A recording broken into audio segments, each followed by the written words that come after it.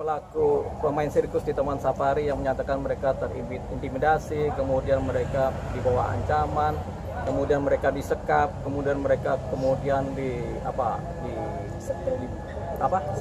disetrum. Itu adalah tindak pidana semua. Tapi ini tindak pidana ini kan mereka sudah ngadu. Kita belum tahu ngadunya kemana, tapi yang jelas sebaiknya mereka segera membuat laporan polisi.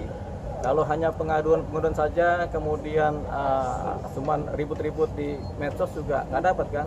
Mereka harus membuat pengaduan polisi terhadap apa yang mereka rasakan. Intimidasi, ancaman, kekerasan, kemudian penyekapan, penyetruman, mereka harus laporkan ini ke kepolisian karena ini tindak pidana.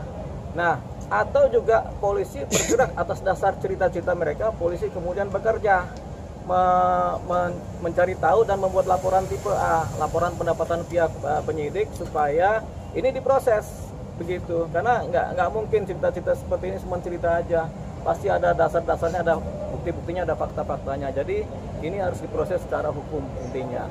Baik para korban melaporkan ke kepolisian dengan LP ataupun pihak kepolisian sendiri melakukan langkah langsung ofensif mengadakan pembuatan laporan tipe A, laporan pendapatan, dan polisi melakukan penyelidikan terhadap hal ini.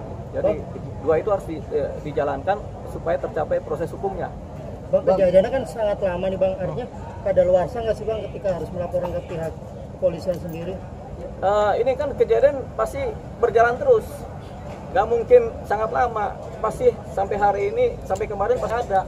Mungkin nggak mereka korbannya lagi, tapi orang-orang baru begitu. Makanya harus ada upaya dari penyidik kepolisian untuk kemudian melakukan langkah-langkah penyelidikan.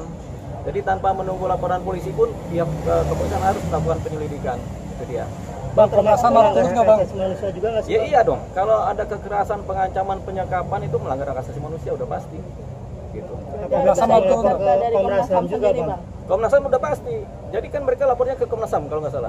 Ya sudah benar itu mereka lakukan. Tinggal Komnas HAM kemudian melakukan penyelidikan. Selain melakukan penyelidikan, Komnas HAM juga memberitahukan ini kepada aparat kepolisian supaya ini ditindaklanjuti. Pasti kejadiannya nggak bisa kadaluarsa karena kan mungkin 10 tahun yang lalu terjadi, 5 tahun yang lalu terjadi, bahkan kemarin baru terjadi kan begitu. Bang, secara undang-undang Komnas HAM bisa mengadili nggak sih Bang, artinya mengeksekusi seperti Komnas HAM hanya bisa memberikan rekomendasi apakah ini termasuk pelanggaran HAM apa tidak. Jadi itu langkah yang akan dikerjakan oleh Komnas HAM setelah mendapatkan data. Tapi Komnas HAM juga harus proaktif membuat laporan kepolisian terhadap hal seperti ini. Kalau ada temuan-temuan pelanggaran HAM, Komnas HAM juga harus membuat laporan kepolisian. Selain polisi melakukan penyelidikan. Gitu. Bang, kalau terbukti adanya kayak gitu, yang si pelakunya sendiri terancam hukuman gitu? Ya tergantung pasalnya. Kalau pasal pengancaman, pasal kriminal, misalnya penganiayaan berat atau penyekapan itu ada pasal-pasal sendiri. Ada yang 5 tahun, ada yang 6 tahun, ada yang 2 tahun. Gitu. Tapi kalau udah berulang begini kan tentunya kan berat juga. Begitu. Termasuk penganiayaan berat juga ini ada. Berarti termasuk penganiayaan berat jika itu benar terjadi? Iya, jika itu benar terjadi. Bang sendiri siap kalau diminta pendampingan Bang?